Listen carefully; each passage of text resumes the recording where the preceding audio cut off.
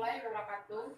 Perkenalkan kami dari kelompok 4 dengan saya sendiri Gita Lorenza NPM G1D017037 dan rekan saya yang sekarang sebagai kameramen yaitu Denny Wahyudi dengan NPM G1D017036. Baiklah, untuk kontrol pengkonversi HVDC dan sistem terdapat tiga subbab. Yang pertama, kontrol konverter untuk sistem HVDC.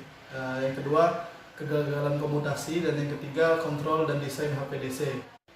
Kontrol konverter untuk sistem HVDC, di mana yang pertama, sistem kontrol ideal untuk konverter HVDC memiliki persyaratan sebagai berikut. Yang pertama, simetri terhadap sudut putar selama operasi kondisi lunak. Kemudian kemampuan untuk menentukan sudut putar menggunakan tegangan komutasi. Dan yang ketiga, ketidakpekaan terhadap variasi tegangan dan frekuensi sistem transmisi AC. Kemudian ada kemampuan untuk memprediksi waktu hidup optimal berdasarkan tegangan sistem aktual dan DC saat ini. Pada sistem kontrol HVDC terdapat dua metode, yaitu yang pertama metode kontrol fase individual atau IPC, yang terbagi lagi menjadi dua, yaitu metode penyalaan linear dan metode Cosby. Yang kedua, kemudian ada metode penyalaan kontrol pulsa yang sama atau EPC, di mana terbagi menjadi tiga. Yang pertama metode frekuensi, yang kedua metode periode nadi, dan yang ketiga kontrol fase nadi atau PPC. Selanjutnya yaitu kegagalan komutasi. Kegagalan komutasi adalah suatu masalah yang tidak dapat dihindari untuk semua sistem transmisi daya DC yang menggunakan tristor, di mana kegagalan komutasi ini menyebabkan banyak masalah pada katup, yaitu daya reaktif pada sistem HVDC, serta pengoperasian pelindung relay, dan sebagainya. Pada kegagalan komutasi ini terbagi menjadi dua jenis, yaitu satu, kegagalan komutasi untuk sistem 3 fasa, dan dua, yaitu kegagalan komutasi untuk sistem 1 fasa. Dari kedua kegagalan komutasi tersebut memiliki perbedaan. Adapun perbedaan yang signifikan yaitu satu, perbedaan antara koneksi transformatornya, yang kedua yaitu perbedaan karena kenaikan arusnya. Dan adapun perbedaan untuk karakteristik antara kedua kegagalan komutasi tersebut adalah sebagai berikut. Yang pertama adalah untuk gambar karakteristik kegagalan komutasi 3 fasa, dan yang kedua adalah untuk gambar karakteristik kegagalan komutasi 1 fasa. Dan adapun cara mengatasi atau solusi dari kegagalan tersebut adalah membuat waktu respon pengontrol pada sistem HVDC secepat mungkin.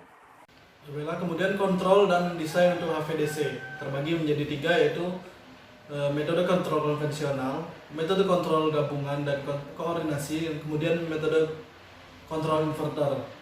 Untuk kontrol HVDC konvensional memiliki struktur kontrol HVDC normal menggunakan kontrol daya di penyiara dan kontrol sudut pemadaman pada inverter. Untuk karakteristik kontrol HVDC konvensional, di mana memiliki kontrol daya yang lambat dengan stasiun inverter yang tidak terkoordinasi dan pembatasan kecepatan pemulihan kesalahan. Untuk kontrol konvensional terbagi atas tiga, yaitu sudut pemadaman, arus marginal, dan arus kontrol tegangan. Kemudian ada fungsi kontrol. Fungsi kontrol sendiri terdiri dari kontrol master, kontrol daya, kontrol frekuensi, dan kontrol daya reaktif, dan kontrol tegangan AC.